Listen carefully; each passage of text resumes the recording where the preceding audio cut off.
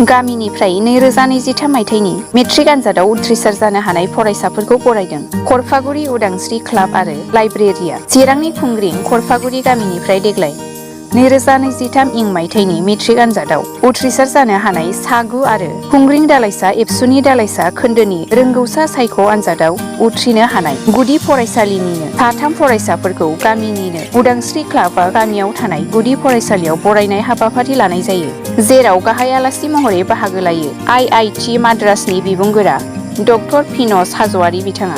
बेजों लोगोसे बे हाबाफारियावनो बाहागो लायो जिथि दुवार दख'रा दुलाराय बर' फरायसा आफादनि आफादगिरि बिसिस्वर बसुमतारी लोगोसे आफादगिरि सन्जय कुमार ब्रह्म बिथांमोनहा। मख'जायोदि देग्लायनि मेट्रिक आनजादाव खुंग्रिं खरफागुरि गामिनिफ्राय सा9 फरायसाफोरा उथ्रिनो हादों।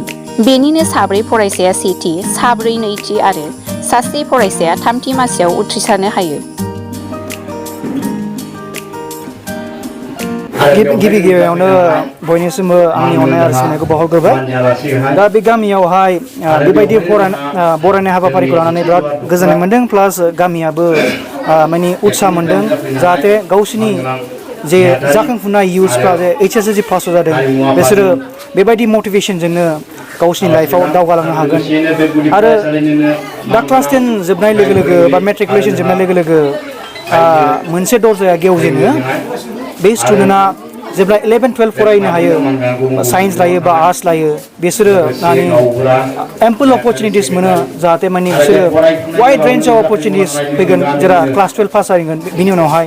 बिनिखायनो माने दा द फार्स्ट स्टेप बे दरजा गेवजेननायावनो बिसोरखौ जुदि मटिभेशन मोजां केरियार गाइडेन्स होनो हायोब्ला बिसोर स्टुडेन्टफ्रा गोजौ लेभेलाव दावगालांनो हागोन। आरो आं आसा खालामो जायफ्रा बे गामिनिफ्राय पास जादों बिसोरो मोजाङैनो मोजां गावसिनि टारगेटखौ लानानै फिउचाराव माबा मोनसे जाहैनो हायो। आरो जोंनि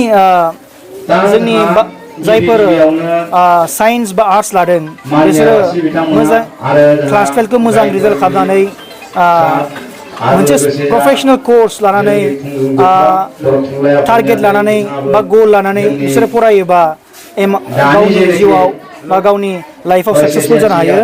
थ' दा जेनेबा प्रेक्टिकेलि सानोब्ला जाय मानसिया अलरेडि बे कर्सखौ फरायनानै एक्सपिरियेन्स मोननानै प्रेक्टिकेल एक्सपिरियेन्स मोननानै फरायनानै बा लोगोफोरा फरायनानै बेखौ मिथिनाय बेफोरो मोजाङै मोजां साजेसन होनो हायो।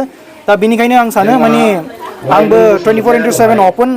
सोरबाफोर जुदि माबाफोर एडभाइस नांगौ बा केरियार काउन्सिलिं नांगौ बा साजेसन्स नांगौ, जों बेबायदि टाइम टु टाइम काउन्सिलिंखौ बानायखायो अनलाइनबो।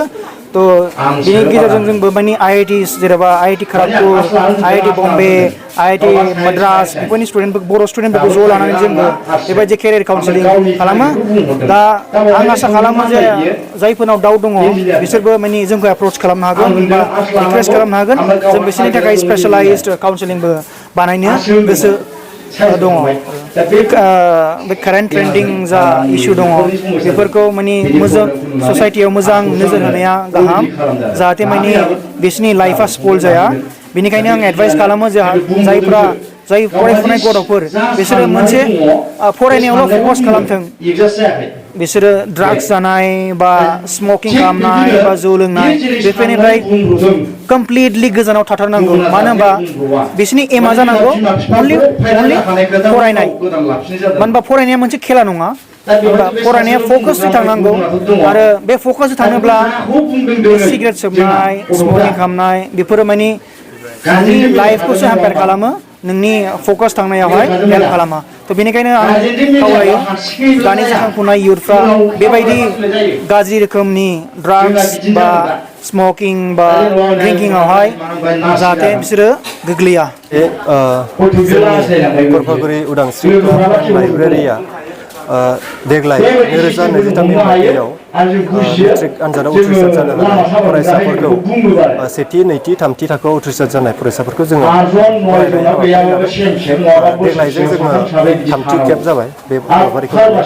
दायो जोंहा देग्लाय बोसोराव उथ्रिसार जानो हादों। सेथि थाखोआव जोङो 4 मोननो हादों, लोगोसे नैथियाव 4 आरो थामथि थाखोआव जोङो 1 मोननो हादों। गामि हिसाबै जोङो मोनसे मोजां सोलोंथाइखौ जोङो मोननो हादों। आरो दायो जोङो बेखौ नोजोर बोनानै जोंनि नैबे खरफागुरि उदांस्रि क्लाबआ नैबे जोंनि 969 खरफागुरि गुदि फरायसालियाव दिनै सानसेनि हाबाफारिजों जोङो बिथांमोनखौ मान बावनाय जाय फरायसाफोरा सेथि थाखोआव उथ्रिसार जानो हादों बिसोरखौ जोङो मान बावनाय आरो नैथि थाखो थामथि थाखोआव उथ्रिसार जानो हानाय बिथांमोनखौ जोङो बरायनाय हाबाफारि लादों लोगोसेयैनो जोङो दालाइसा दुलाराय बर' फरायसा आफादा नैथि दालाइसा खोन्दो रोंगौथि सायख' आनजाद बे आनजादखौ थांनाय नैबे 2023 मायथाइयाव लादोंमोन दा बे लानायाव दिनै जोंनि नैबे 774 नं खरफागुरि गुदि फरायसालिनिफ्राय माने जोंनि गामिनिफ्राय जोङो साथाम माने टप 3आव जोङो मोननो हादों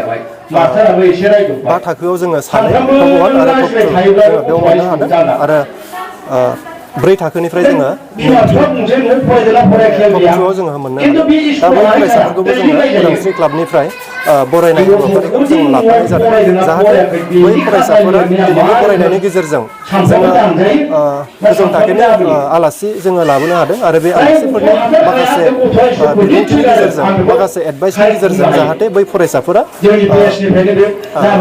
इयुनाव साबसिननिफ्राय साबसिन दावगालांनो हायो जों बे नोजोरजों दिनैहाय नैबे हाबाफारिखौ लानाय जादों।